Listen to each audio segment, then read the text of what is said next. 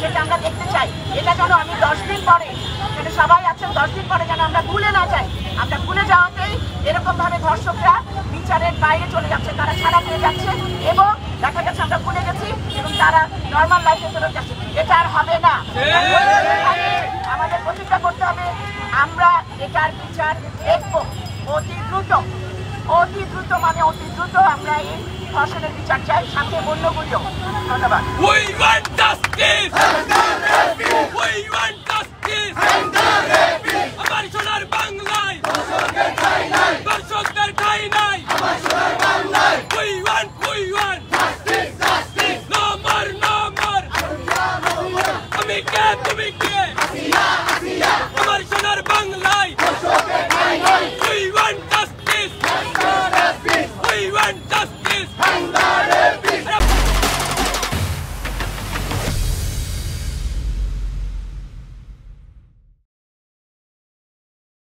এবারের গ্লোবালি যে চিন্তাভাবনা হয়েছে সেটা কি? সেটা হচ্ছে অ্যাক্সিলারেট অ্যাকশন। তার মানে আমরা বছরকে বছর দেখি এরকম ঘটনা ঘটে, আমরা মিছিল করি, আমরা পেপারে লেখালেখি করি, তারপর অ্যাকশনের জায়গায় যে কিছু হয় না। সেখানে অ্যাকশন মানে হচ্ছে যে এবারের থিমে বলেছে গ্লোবাল ইন্টারন্যাশনাল ওয়েলনেস ডেতে যে অ্যাকশনকে অ্যাক্সিলারেট করতে হবে, ডিসাইসিভ কোনো ডিসিশন নিতে হবে। এবং অ্যাকশন নিতে এত গড়িমসি কেন? এই ধর্ষক তোমার মানুষের কাতারে পড়ে না। যে আজকে শক্তিটা হয়েছে এটা কোনো মানুষের দ্বারা করা সম্ভব? তাই না হয় তার প্রতি এত লেনিন হওয়ার কি কারণ? আমরা কি 10 দিন 15 দিন 20 দিনের মধ্যে রেজাল্ট করতে পারি না? আপনারা কি ফার্স্ট ট্রাইব্যুনাল করতে পারেন না? সদিচ্ছার অভাব। আপনারা কেন ছেড়ে দিচ্ছেন? আর এসব ক্ষেত্রে আপনারা লম্বা লম্বা গুলি আওড়াবেন এবং পলিসি দেখাবেন। পলিসি দেখানোর তো কিছু নাই। বাংলাদেশে এত কোটি মানুষ, 3টা মানুষ যদি মরেও যায়, তাদেরকে যদি ফাঁসিও দেওয়া হয়, ক্ষতি হবে? হবে না। এই 3জন থেকে এই 3জন খুনি, এই 3জন ধর্ষককে করলে ফাঁসি দিলে এই 3জনের মৃত্যুতে আরো 3জনের জন্ম হওয়া থেকে আটকাবে। আরো 3জন এই দেশে ধর্ষকের কোনো রেহাই নাই। আমরা এটা এরকম কোনো ধরনের দৃষ্টান্তমূলক কোনো শাস্তি দেই না বলে বছরের পর বছর, মাসের পর মাস, একটার পর একটা ঘটনা ঘটতে থাকে।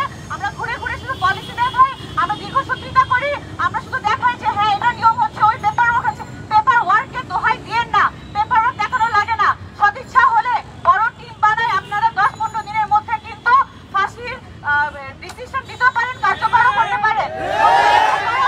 শুধুমাত্র সদিচ্ছা নাই বলে সদিচ্ছা কেন থাকবে না? আর দেশে কি সরকার নাই? ইন্টারিম সরকার কি সরকার না?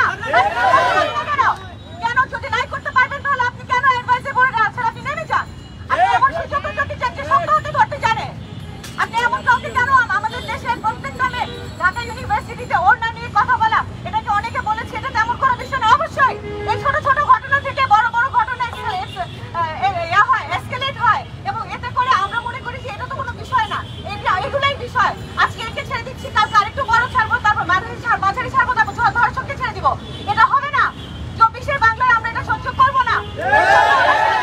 রক্ত দেয় নাই, এর জন্য 31শে জুলাই হয় নাই, এর জন্য 5ই অগস্ট হয় নাই, এর জন্য 17 জুলাই হয় নাই, 15 জুলাই হয় নাই। আরেকবারও আমরা দেখতে চাই না যে আমাদের দেশে আসিয়ার মতন ছোট শিশু হোক বা আমাদের দেশে পূর্ণ বয়স্ক কোনো নারী হোক। অনেকে বলছে ছোট শিশুর সাথে হয়েছে, ছোট শিশুর সাথে হলে সেটা একটা ক্রাইমের মধ্যে পড়বে, আর প্রাপ্তবয়স্ক হলে ক্রাইমের মধ্যে পড়বে না। আপনারা জাস্টিফাই করেন ধর্ষণ, এখানে justify. Age is not a factor here. এটা বুঝতে হবে।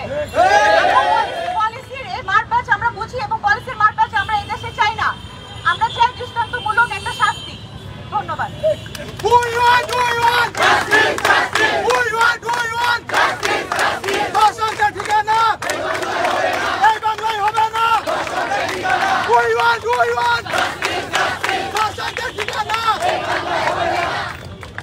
আচ্ছা, আমার আরেকটা সুস্পষ্ট বক্তব্য আছে সেদিনের সাথে, সেটা হলো শুধু ধর্ষক না, ধর্ষণের সাথে যারা জড়িত, যারা সাপোর্ট করেছে। যেমন আমি শুনেছি, আমি পেপারে পড়েছি যে ফেস নিতে চায়নি এবং পারিবারিক ভীতির ভয়ে, সম্মানের ভয়ে তার বোন, তার অনেকেই মানে এটাকে চেপে যাওয়ার জন্য তাকে বলা হয়েছে।